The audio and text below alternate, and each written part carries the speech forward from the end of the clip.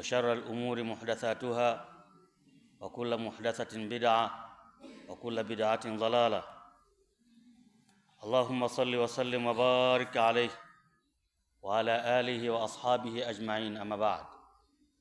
Awali yote tunamshukuru Allah subhanahu wa ta'ala aliyetuwafikisha muda huu kuwa ni katika wale ambao waliobahatika kutekeleza moja kati ya nguzo za Allah subhanahu, nguzo za Uislamu.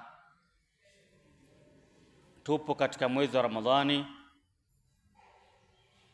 Darsa ya Ramadhani ndio ukumbusho ambao upo katika misikiti mingi muda hii.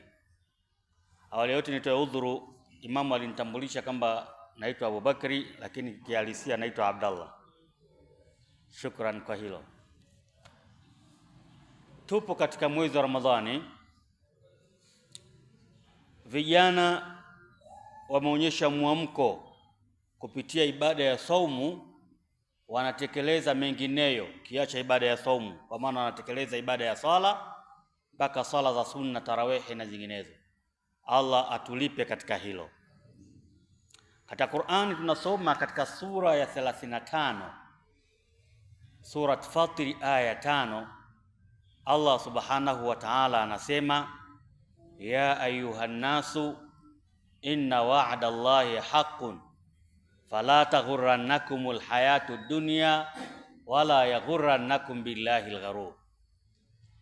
Allah anasema, ya ayuhan nasu, enyi watu, inna wa'da Allahi haqqun, hakika ahadi ya Mwenyezi Mungu ni kweli. Umezaliwa kwa kadiri ya siku Allah atakazokujalia kuishi duniani, hata zikirefuka nyingi, lakini kuna siku lazima utakufa, utazikwa, utaishi katika maisha ya barzakh, kwa maana ya kaburini, mpaka muda atakaotaka Allah subhanahu wa ta'ala kutufufua. Baada ya kufufuliwa kuna siku nzito, kuna siku ya Kiyama. Tutafufuliwa, tutahesabiwa. Baada ya hapo kila mmoja atajua anaingia wapi kutokana na vile alivyofanya yeye mwenyewe. Sasa ikiwa ahadi ya Mwenyezi Mungu ni kweli kwamba tutakufa, tutafufuliwa, Allah anasema, fala taghurrannakumul hayatud dunya wala yaghurrannakum billahi al-gharur, basi asikudanganyeni maisha ya dunia na wala asikudanganyeni shaitani. Naomba Allah subhanahu wa ta'ala atulinde kutokana na shaitani. Ndugu zangu, katika aya hii Allah subhanahu wa ta'ala amesema, enyi watu, hakika ahadi ya Mwenyezi Mungu ni kweli. Kwa maana kila aliyekuwa mtu aya hii inamuhusu, kwamba ajue kwamba ataishi muda wa kuishi, lazima atakufa tu. Atakavyoishi lazima atakufa, atazikwa, atafufuliwa, atahesabiwa. Sasa ndugu zangu, ikiwa tumeitikia wito wa saumu, Allah ametuamrisha tufunge, tunatekeleza yale ambayo yanampendeza yeye. Nachotaka kukizungumza, kuna jamii nyingine ipo imekaa muda huu haijui kwamba kuna mambo ya kimungu. Kuna jambo la mmomonyoko wa maadili.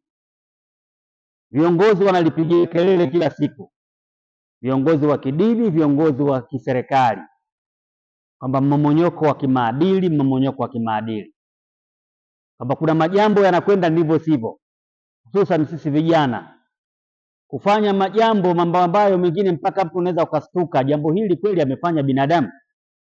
Jambo hili kweli amefanya mtu mwenye akili timamu? Yote hii ni mmomonyoko wa kimaadili.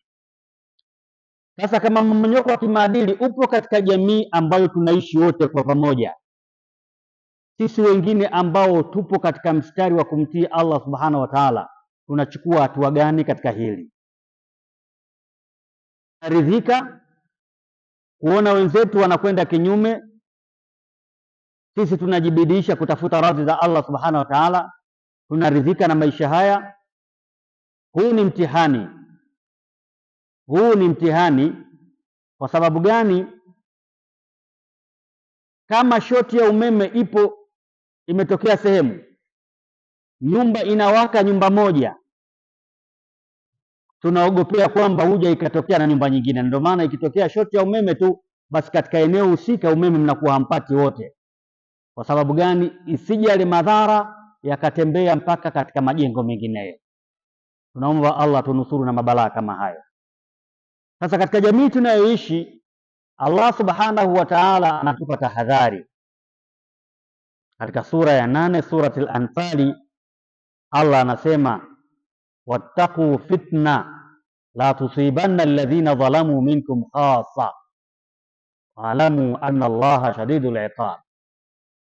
Wattaqu fitna, na uogopeni mtihani ambao athari yake la yusibanna alladhina zalamu minkum khassa, athari yake airudi kwa wale waliodhulumu peke yao.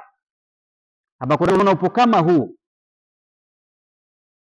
kwamba hili dhara, hili ovu linalofanyika katika jamii tunayoishi, madhara yake yanaenea si kwa yule tumfanyaji, mpaka kwa sisi ambao hatufanyi.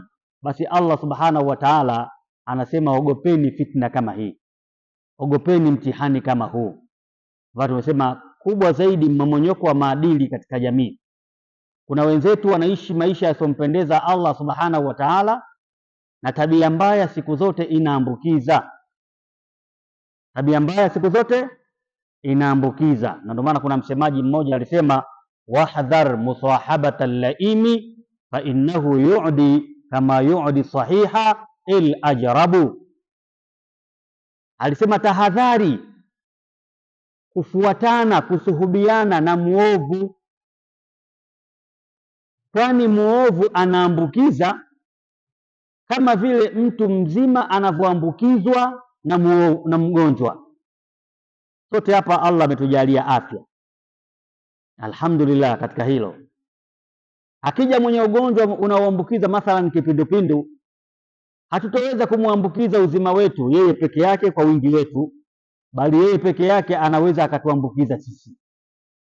Kwa hiyo maana msemaji huyu akasema ogopa kusuhubiana na muovu, kwani muovu anaambukiza kama vile mzima anavyoambukizwa maradhi na mgonjwa. Allah anatuambia tutahadhari mtihani ambao madhara yake yanaenea. Katika hili Mtume Muhammadin sallallahu alaihi wasallama amelitolea mfano, sababu Mtume Muhammadin sallallahu alaihi wasallama yeye ndio mfasiri mkubwa wa Qur'ani. Amelitolea mfano katika hadithi tunasoma katika sahihi al-Bukhari an Nu'man ibn Bashir radhiyallahu ta'ala anhu an an-nabiy sallallahu alayhi wa sallam qala mathalul qa'imi ala hududillah wal waqi'i fiha kamathali qaumin rakibu safina fa asaba ba'dhum a'laha wa ba'dhum asfalaha. Mtume anasema mfano wa yule ambaye amesimama katika kutekeleza haki au yule ambaye anasimamia haki na yule ambaye yupo nje ya haki. Mtume anatoa mfano, anasema kamathali qaumin rakibu safina, kama vile mfano wa jamii ambayo inasafiri majini wakiwa wamepanda chombo cha majini. Chombo cha majini kinajulikana aidha meli, boti, jahazi, mashua, ndivyo vyombo ambavyo watu wanasafiria. Mtume anasema kile chombo cha majini wanachosafiria kina tabaka mbili, kama msikiti wetu ulivyo, wengine wapo chini, wengine wapo juu. Mfano wale ambao wapo katika kutekeleza haki za Allah, kwa maana wako sahihi, na wale ambao wako nje.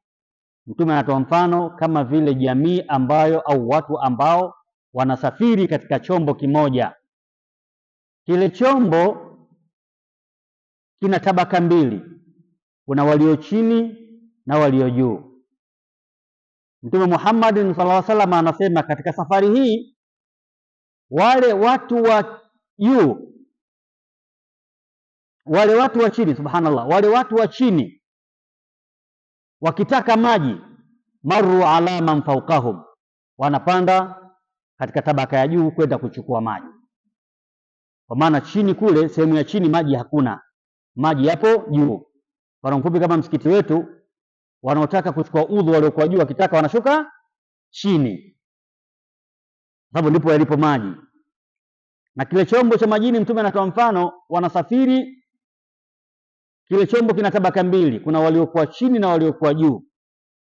Maji yapo juu, wale wa chini wakitaka maji wanapanda juu, kwa udhania wao wanaona kwamba wanawakera wale waliokuwa juu.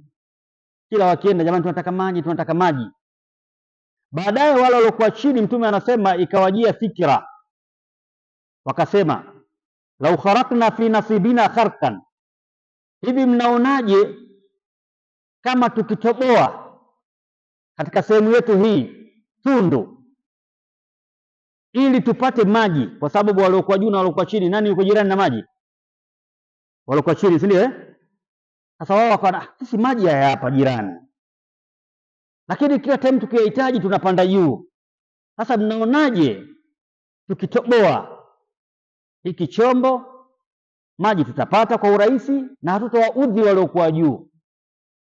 Mtume anasema wale wa juu wanasikia fikra hii, wanasikia mpango huu kwamba wenzetu waliokuwa chini wanataka watoboe ili wapate maji kwa urahisi. Mtume anasema wa in tarakuhum wa amrahum hadha halaku jamia, wakiwaacha wale wa juu wanasikia ile fikra kwamba tutoboe ili tupate maji kwa urahisi. Kama wakisikia alafu wakawaacha waendelee na mpango wao huo, basi kinachofuata nini? Maji yataingia kwenye chombo, yatajaa, chombo kitazama, wataangamia wote. Lakini Mtume akasema wa in akhadhu ala aidihim, kama wakiwakataza, jamani, msitoboe, pandeni juu mje kuchukua maji, au sisi mnaweza tukawaletea, Mtume anasema najau jamia, wote wataokoka. Jamani, msitoboe, kwa sababu maji yanayozamisha chombo siku zote ni yale yanayoingia ndani ya chombo, sio yale yaliyokuwa nje. Tundu ndogo tu, lakini atazama maji kwa dakika kadhaa, chombo kitazama. Mtume anatoa mfano wa watu ambao waliosimama katika haki na wale ambao wako nje. Kifupi kwamba wasitosheke kuona wenzao wamekaa tu hawatekelezi haki za Allah subhanahu wa ta'ala, wasitosheke. Kuna mmomonyoko wa maadili, tabia zinaambukiza, hususan watoto wadogo. Anaiga mabaya mabaya kutoka kwa mtoto wa familia nyingine. Usitosheke wewe tu kuona kwamba mimi mwanangu bwana yuko vizuri, yuko vizuri, yuko vizuri, lakini anayesuhubiana naye ni nani? Katika hili Mtume Muhammad sallallahu alaihi wasallam akashalizungumza, mathalul jalisi salih wa su'i kahamilil miski wa nafikhil khir, mfano rafiki mwema na rafiki mbaya kama vile mfano wa muuza mafuta mazuri na yule mfuaji wa vyuma. Mtume akasema fahamilul miski imma an yuhdhiyak wa imma an tabta'a minhu wa imma an tajida minhu rihan tayyiba. Muuza mafuta mazuri aidha anaweza akakupa tu, bwana rafiki yangu, nawe toa jasho kidogo, au unaweza ukanunua kutoka kwake, au ukapata kwake harufu nzuri akakupakaza tu kidogo. Lakini yule muhunzi, yule anayefuafua vyuma, kwake utakachopata harufu mbaya, kwa sababu pale kazini kwake kuna joto, au ile wakati anafuafua vyuma cheche inaweza ikaruka ikakuunguza wewe ama ikaunguza nguo zako. Kwa hiyo tabia mbaya, tunapiga kelele kila siku, serikali inapiga kelele kila siku, mmomonyoko wa maadili. Kikubwa tusiridhike kuona kwamba mimi watoto wangu wametulia au jamii yangu imetulia. Wote tunasafiri katika chombo kimoja, tukiwaacha tutaangamia. Huo ndio mfano wa Mtume Muhammadin sallallahu alaihi wasallam. Kwetu sisi ni kufikisha tu, kazi yetu ni kuwakumbusha, na ndio maana kuna watu mbalimbali wanafanya kazi ya da'wa. Mojawapo taasisi yetu ya Dhinuraini inafanya kazi ya da'wa, ni kufikisha ujumbe wa Allah, kukumbusha tu kwamba maisha hayo unayoishi sio, ishi maisha haya yanayompendeza Allah subhanahu wa ta'ala. Kwa hiyo wale wote ambao wanafanya kazi ya da'wa, kazi ya kufikisha ujumbe wa Allah, kazi ya kufikisha la ilaha illa Allah Muhammadur Rasulullah, kazi ya kuelekeza maisha mazuri yanayompendeza Allah na kumridhia, basi tuwaunge mkono. Ni kazi ngumu sana, kazi ya da'wa. Dai anaweza akadhalilishwa, anaweza akadogeshwa kwa kazi aliyofanya. Ni sunna. Alifanya kazi hiyo Nabiullah Nuh, kafikisha ujumbe lakini waliopata ni watu wachache, na madhalilisho yalikuwepo, kebehi zilikuwepo. Anatengeneza safina, watu wanaambia sasa hivi ushageuka fundi seremala baada ya kuwa mtume. Ndivyo inavyokuwa. Kwa hiyo tukumbushane, umetolea mfano hii, tufikishiane ujumbe. Kila mmoja ana uwezo wa kuusemea Uislamu, ila kazi ya fatwa ni kazi ya watu maalum.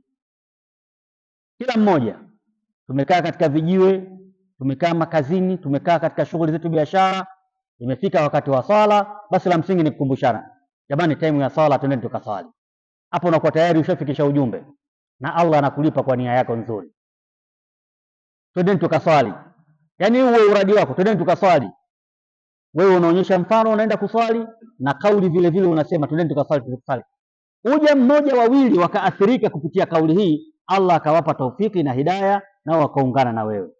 Kwa sababu gani? Swala ndio kila kitu. Swala ndio kila kitu. Sisi tunaswali, tusiridhike kwamba sisi tunanyanyuka kwenye nyumba asubuhi unaenda kuswali peke yako, ndani nyumba mzima wanyanyuki. Wawe kuwa chini yako, waamrishe kuswali, wafikishie ujumbe wa Allah subhanahu wa ta'ala.